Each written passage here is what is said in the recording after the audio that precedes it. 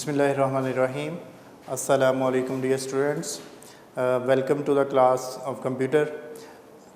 आज हमने 10th का जो पढ़ना है वो फ़्लो चार्ट्स हैं। हमारा आपको पता है यूनिट नंबर 1 चल रहा है और प्रॉब्लम सॉल्विंग उसका नाम है, जिसके अंदर हमने एक जो है वो प्रॉब्लम सॉल्विंग का मेथड फ़्लो चार्ट्स मेकिंग जो है वो आज से सीखना शुरू करनी है। तो इंशाल्लाह उम्मीद है कि आपने पिछले जो चीज़ें हैं वो तसलसल से हमने पढ़ी होंगी और हमने देखा था कि जो हमारा स्टेप था design algorithm and draw flow charts, तो हमने उसमें जो एल्गोरिदम बनाना सीख लिया। अब फ़्लो चार्ट्स की तरफ आ गए हैं। तो स्टूडेंट्स, आपने एक तरतीब से लेक्चर उम्मीद है पिछले देख लिए होंगे। आपने जो है वो इसी तरह से जैसे जैसे चीज़ें आपको बताई गई हैं आपने उसको फॉलो करना है। तो हम बढ़ते हैं फ़्लो चार्ट की तरफ। हमने इसकी डेफिनेशन पहले भी एक दफ़ा कर चुके हैं जब हमने draw flow chart design algorithm और ड्रा फ्लो चार्ट वाला पढ़ा था और टॉपिक, तो हम उस वक्त भी इसकी डेफिनेशन कर चुके हैं। जो स्टेप्स हमने प्रॉब्लम सॉल्विंग का उसमें पढ़ा था। तो स्टूडेंट्स, हम इसकी अब दोबारा से डेफिनेशन प्रॉपर लिख लेते हैं फिर से, कि इसका शॉर्ट क्वेश्चन भी आ जाता है। Define flow chart. तो the flow chart is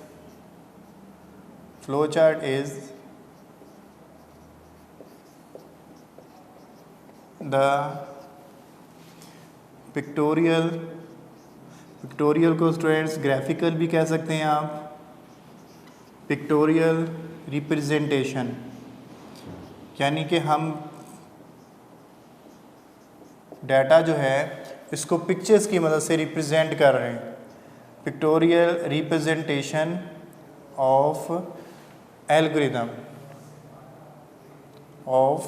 the algorithm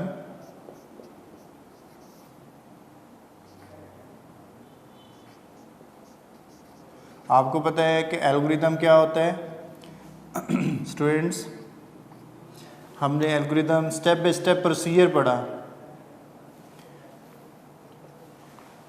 flow chart is the pictorial representation of the algorithm. हमने बात की थी कि स्टेप बाय स्टेप प्रोसीजर जो होता है वो एल्गोरिदम होता है। तो हमने वो स्टेप बाय स्टेप जो प्रोसीजर है उसको उनके स्टेप्स को हमने पिक्चर्स की मदद से जो है वो शो करा देने।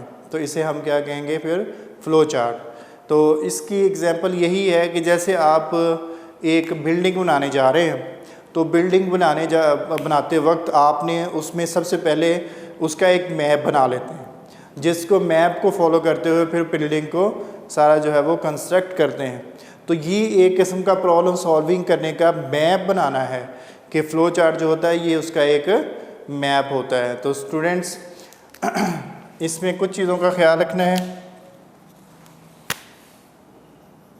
कि it should be neat, clear मतलब वाज़ेह होना चाहिए। उसमें नीट बनाना है कि बिल्कुल गंदमंद नहीं मारना, बल्कि आपने उसको क्लियर जो अच्छी तरह से बनाना है। नीट, क्लियर एंड इफेक्टिव होना चाहिए इसको, यानी कि प्रॉब्लम को सॉल्व भी कर रहा हूँ एंड इजी टू फॉलो। अब ये दूसरा ये क्या करता है? इट विजुअली, यानी कि हमें देख के ही चीज़ों का पता चल रहा होता है। It visually represents the flow of processes.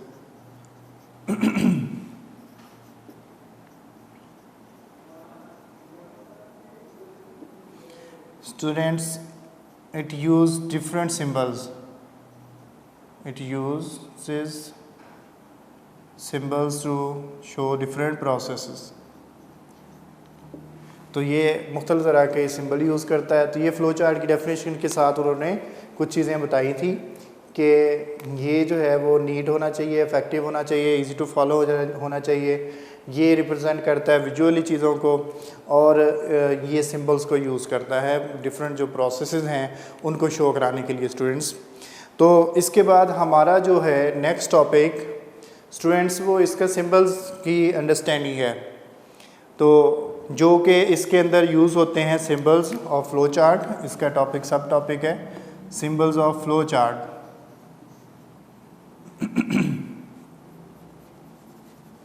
Symbols of flow charts.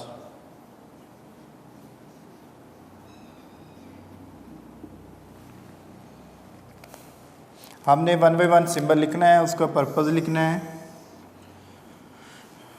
तो यहाँ पर हम लिख लेते हैं सिंबल और इसका पर्पज़।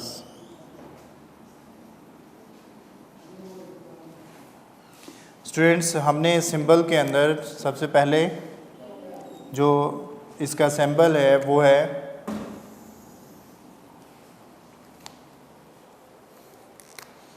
पैरेललोग्राम।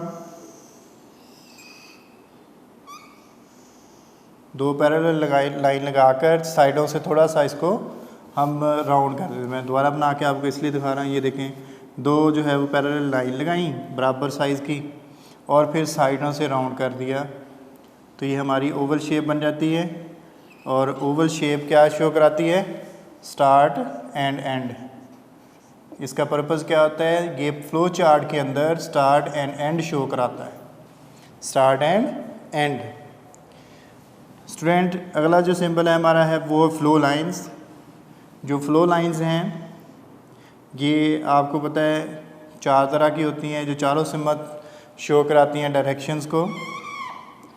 तो आम तौर पर ये याद रखें कि जो फ्लो लाइंस होती हैं जो हम यूज़ करते हैं वो टॉप टू बॉटम और लेफ़्ट टू राइट ये हम बनाते हैं। फ़्लो चार्ट का फ़्लो शो कराते हैं, मसलन ऊपर से पेज से नीचे की तरफ आना या हमने लेफ़्ट से राइट की तरफ जाना, इस तरह से इसका प्रोसेस चलता जाए या ऊपर से नीचे की तरफ प्रोसेस चलता जाए। लेकिन फिर भी बाज़ औक़ात हमें यूज़ करनी पड़ती हैं ऊपर को भी, तो वो अगर हमें रेपिटेशन किसी चीज़ की शो करानी है तो तब ये यूज़ होती हैं। फ़्लो लाइन्स बन गई। अब बेटा हमने अगर कोई प्रोसेस है उसको शो कराने के लिए, प्रोसेस मतलब कोई फार्मूला वगैरह कहीं पर कैलकुलेशंस कर रहे हैं उसको शो कराना है, किसी का कैलकुलेशन यूज़ करने में। जैसे हमने कोई एक एग्जांपल लेते हैं कि आपने 5 नंबर्स को सम करना है, तो वो 5 नंबर्स को सम करने का जो प्रोसेस है वो यहाँ इसके अंदर शो कराएंगे। तो इसे हम प्रोसेसिंग सिंबल कहते हैं, रेक्टेंगल को।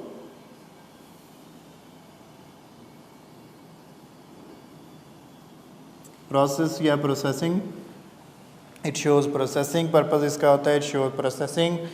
अब स्टूडेंट्स, जो प्रोसेसिंग से पहले आमतौर पर काम करते हैं वो हम इनपुट एंड आउटपुट कराते हैं। तो इनपुट एंड आउटपुट कराने के लिए हमने यूज़ करना होता है एक सिंबल जिसे हम पैरेललोग्राम कहते हैं। आउटपुट मतलब कोई रिज़ल्ट, जैसे एंड पर हमें, जैसे हमने सम फाइंड कर लिया, अब सम को शो कराना है कि उसका आंसर क्या है, तो इसको डिस्प्ले कराने के लिए हमने जो है वो ये सिंबल यूज़ करना है। तो ये input and output, input and output show कराने के लिए या रिज़ल्ट शो कराने के लिए, इनपुट एंड आउटपुट शो कराने के लिए ये जो है वो यूज़ करते हैं हम लोग पैरेललोग्राम को। अब इसके बाद डायमंड सिंबल है। डायमंड सिंबल आम तौर पर याद रखें कि डायमंड सिंबल यूज़ करते वक्त हमने ये ख्याल रखना है कि डायमंड सिंबल जो है इसके अंदर हम एक फ़्लो लाइंस को दाखिल करते हैं और हमेशा इसमें से 2 जो है वो फ़्लो लाइंस निकलती हैं जो कि एक यस को और नो को शो कराती हैं। इसका मतलब ये है कि ये ब्रांचिंग करने के लिए भी यूज़ होता है। जैसे इसकी कंडीशन हम कहें कि A is greater than B, अब ज़ाहिर है कि इसमें 2 पॉसिबल कंडीशंस हो सकती हैं कंपेयर करते वक्त कि ए ग्रेटर हो या फिर ना हो, तो ट्रू फॉल हो सकती है। तो ये डिसीजन मेकिंग करने के लिए शो होता है, यूज़ करते हैं हम लोग डिसीजन मेकिंग।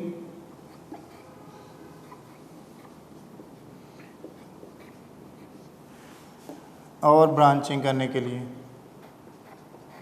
जिससे देखें कि ब्रांचिंग सिस्टम भी एक बन रहा है कि हमारा जो आगे फ़्लो चार्ट है 2 हिस्सों में तकसीम होने की कोशिश कर रहा है कि येस और know according to it's truthness और फॉल्सनेस।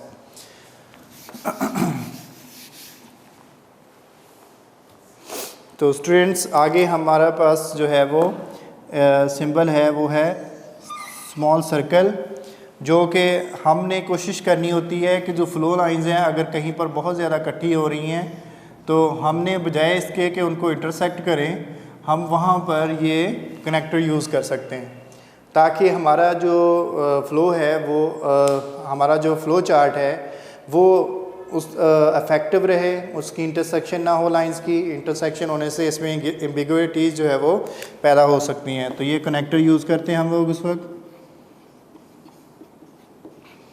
तो स्टूडेंट्स ये हो गया। अब हमारे पास एक सिंबल है वो है एनोटेशन। एनोटेशन सिंबल जो है हम उसको यूज़ करते हैं।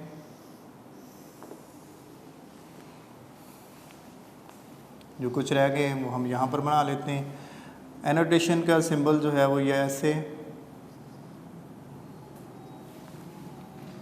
स्टूडेंट्स इसको हम रिमार्क्स सिंबल कहते हैं। अगर कहीं पर आप चाहते हैं कि आप कुछ लिखें डाटा का, ऐसा डाटा लिखें जैसे हम इसमें एग्जांपल लेते हैं कि इट इज़, हम रिमार्क्स के अंदर यहाँ पर लिख देते हैं इट इज़ कॉन्फिडेंशियल डाटा। तो स्टूडेंट्स ये रिमार्क्स देने के लिए हम लोग यूज़ कर सकते हैं जो हमारा रिमार्क्स है। इसको एनोटेशन भी कहते हैं स्टूडेंट्स, तो आपने ये याद रख लेना है। अब इसके बाद हमारा जो आम तौर पर यही यूज़ होते हैं, लेकिन जो कम यूज़ होता है वो ये है जो हम बना रहे हैं। रेक्टेंगल को बनाना है और दो सिरों से हमने इसके इस तरह से बना देने। अब इसको हम लोग यूज़ करते हैं सब प्रोग्राम शो कराने के लिए। अगर कहीं पर जो है वो शो कराना है कि ये जो प्रोग्राम है उसके अंदर हमने कोई छोटा सा प्रोग्राम बनाया, जैसे आप कहीं पर जो है हमने आगे चैप्टर नंबर 2 के अंदर पढ़ना है कि जैसे स्क्वायर रूट फाइंड कर रहे हैं, तो स्क्वायर रूट एक अलग से प्रोग्राम है, लेकिन कहीं पर SQR यूज़ कर लेते हैं तो वो फंक्शन है जो कि हमारे पास कंप्यूटर GW बेसिक के अंदर पहले से ही मौजूद है। तो हमने उसको अगर यूज़ करना है तो सब प्रोग्राम के अंदर वो हम इसमें लिखेंगे। सब प्रोग्राम फंक्शन हम इसको कहते हैं, फंक्शन भी कह देते हैं। तो इसको शो कराने के लिए हम लोग जो है वो फंक्शन सब प्रोग्राम को ही कहते हैं, छोटा प्रोग्राम जो पहले से उसने डिफ़ाइन किया हो और उसको हमने यूज़ करना हो तो उसे हम सब प्रोग्राम या फंक्शन कहते हैं। तो हमने उसके लिए प्री डिफ़ाइंड फंक्शन भी कह सकते हैं इसको, तो प्री डिफ़ाइंड फार्मूला भी कह सकते हैं। तो ये भी याद रखना है, प्री डिफ़ाइंड फंक्शन।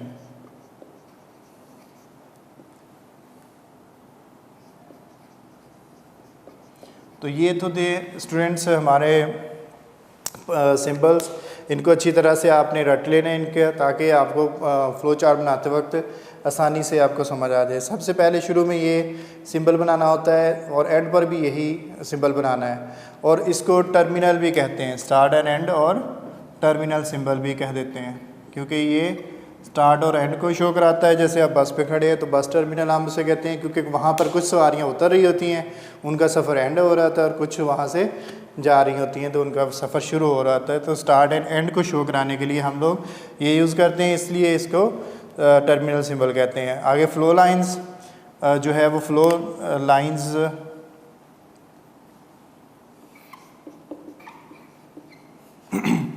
और प्रोसेसिंग रेक्टेंगल की मदद से हम प्रोसेसिंग शो कराते हैं, और पैरेललोग्राम की मदद से इनपुट आउटपुट को अगर डाटा ले रहे हैं तो उसमें लिखना है, रिज़ल्ट शो करा रहे हैं तो उसमें लिखना है, डिस्प्ले करा रहे हैं उसमें लिखना है।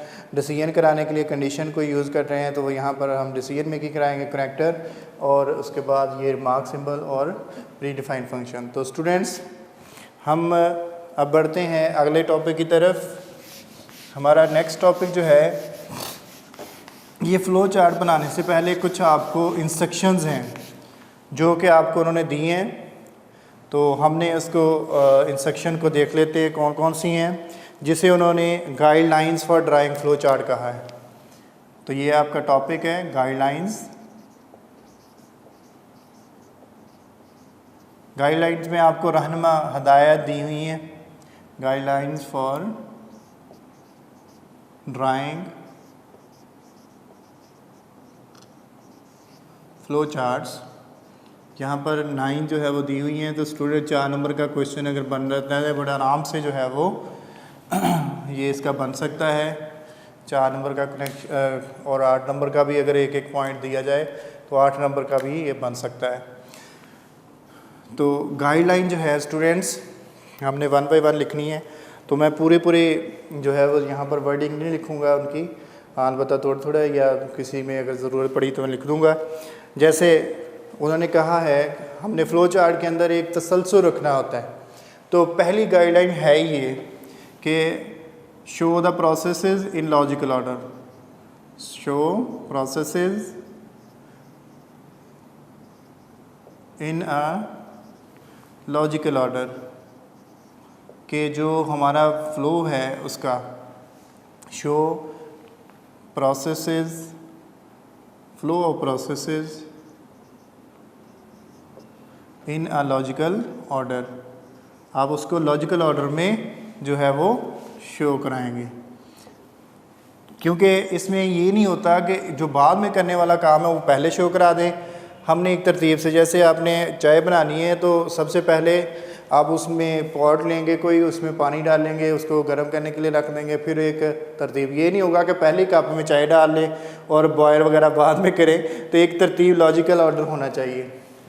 तो all necessary requirement should be listed in a logical order. तो ये सिंपल उसकी वर्डिंग वहाँ पर दी हुई है।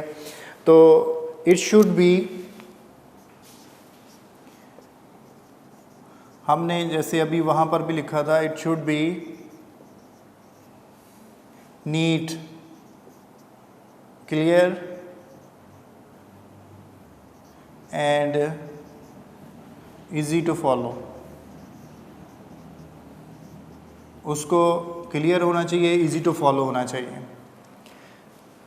तो इसके बेटा ये याद रखना है कि ये जो गाइडलाइंस हैं ये हम आगे पीछे लिख सकते हैं, इसका कोई इसकी टेंशन नहीं लेनी आपने कि पहली गाइडलाइन याद की है तो मैं पहले स्टेप पर लिखूंगा। तो ये आगे पीछे आप इसमें लिख सकते हैं। अगर क्वेश्चन आता है कि right the guidelines for drawing flow chart, तो आपने इसको ये मत अपने ऊपर टेंशन लीजिएगा कि हमने इनके स्टेप्स जो हम पॉइंट्स लिख रहे हैं इनको हमने एक ऑर्डर में ही लिखना है। ये याद रख लें कि ये ऑर्डर में लिखने की ज़रूरत नहीं है। पेपर के पॉइंट ऑफ व्यू से आप इसको आगे पीछे भी करके लिख लेंगे तो कोई मसला नहीं होगा इसमें।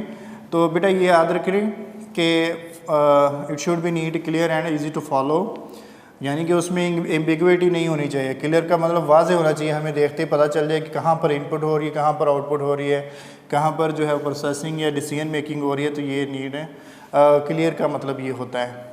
तो स्टूडेंट जो टर्मिनल सिंबल हैं, ये जैसे मैंने इसको टर्मिनल सिंबल को इधर से मिटाया नहीं है, तो आप इसमें देख सकते हैं कि टर्मिनल सिंबल से जब हम स्टार्ट करते हैं तो एक इससे लाइन निकलेगी फ्लो लाइन, और जब एंड करेंगे तो एक उसमें दाखिल होगी। तो हम इसको जो है वो एक गाइडलाइन के तौर पर भी याद रख सकते हैं कि use one flow line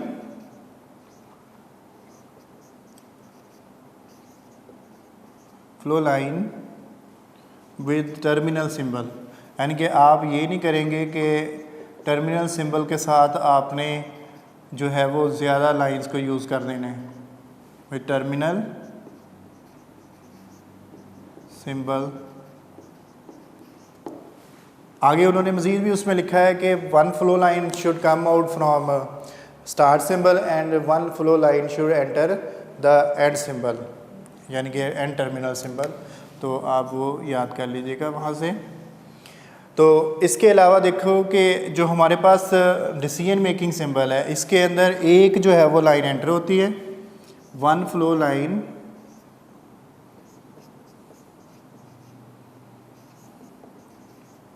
enters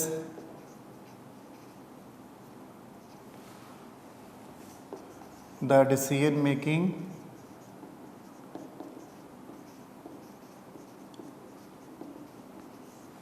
symbol and two flow lines should leave it.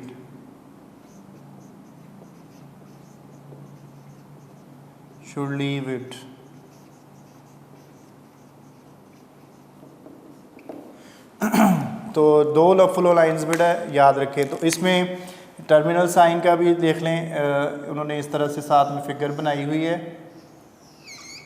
कि जैसे ये स्टार्ट है तो यहाँ से एक निकलेगी और अगर यहाँ पर एंड हो रहा है तो इसके अंदर दाखिल होगी। यहाँ पर भी इसी तरह से उन्होंने एक बनाया हुआ है इनके साथ कि वन फ्लो लाइन जो है वो इसमें एंटर हो रही है और टू फ्लो लाइन जो है इसे लीव कर रही है। येस और नो की फॉर्म में इसका आंसर आया। जैसे मैंने एक ग्रेटर दैन बी इसका बताया था आपको, तो इस तरह से दो फ्लो लाइन्स जो है वो कर रही हैं। तो स्टूडेंट फिफ्थ पॉइंट जो है, जो हमारा प्रोसेसिंग सिंबल होता है, तो याद रखें इसमें इसके साथ हमने जो प्रोसेसिंग है इसके flow only one flow line should come out of processing symbol. तो ये नहीं कि एक जो processing only one flow line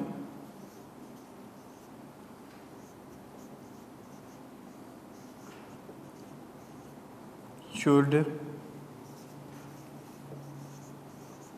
come out of processing symbol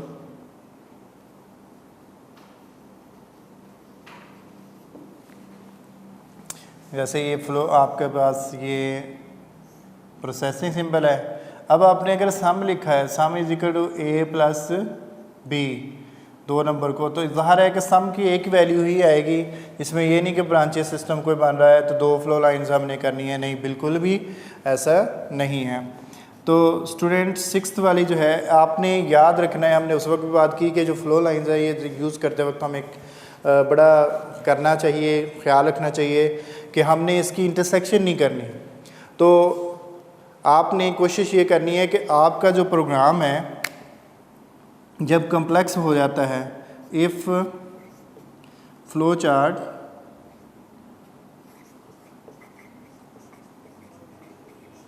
becomes complex बन जाता है, तो आप उसमें क्या करेंगे, if flow chart becomes complex, तो हमने कोशिश ये करनी है यूज़ कनेक्टर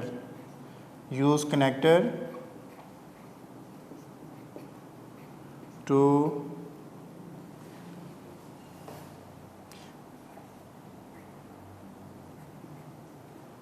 ग्रुप प्रोसेसेस, जो भी आप अमल कर रहे हैं उनके। तो अवॉइड आपने यहाँ पर अवॉइड करनी है, avoid intersection of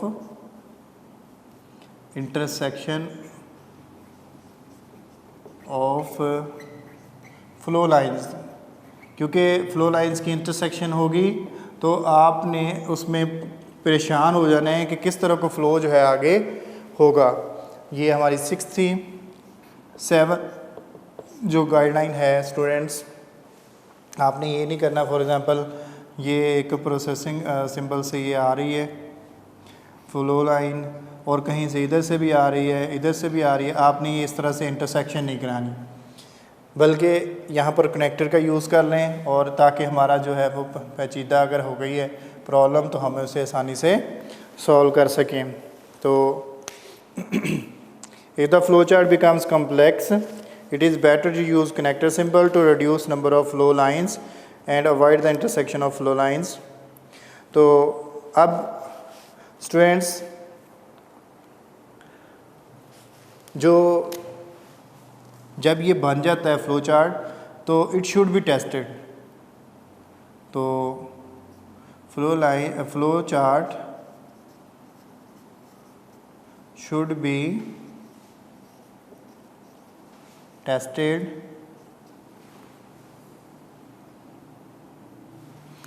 tested for its validity by using some test data, कोई सम टेस्ट डाटा को इसमें यूज़ कर ले और उसको फॉलो कराएं और उसके बाद इसकी वैलिडिटी को देख लें कि ये जो है वो हमारे पास वैलिड है या नहीं है। तो स्टूडेंट्स, जो हमने बात की थी यहाँ पर कमेंट सिंबल बनाया था, तो अगर हमने कोई हदायत देनी है प्रोग्राम के अंदर, फ्लो चार्ट के अंदर, तो हमने use comments, use annotation symbol भी इसे कहते हैं, यूज़ कमेंट, और रिमार्क सिंबल हम इसे कह सकते हैं, remark symbol, if we want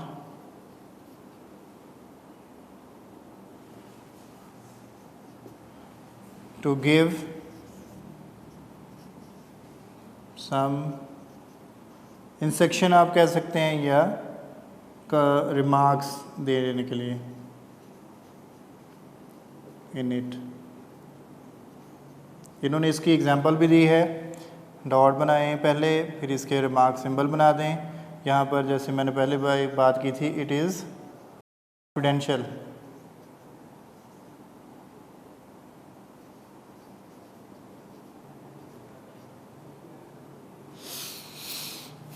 हमारी लास्ट जो है वो गाइडलाइन है,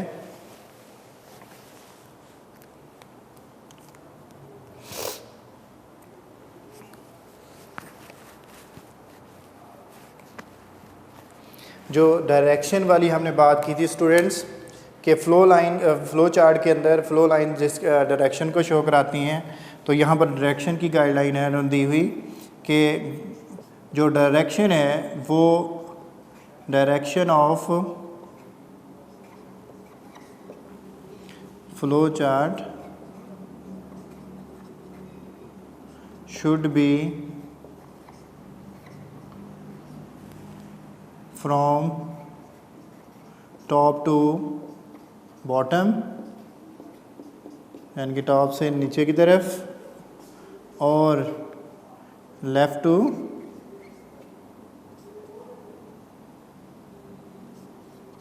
राइट।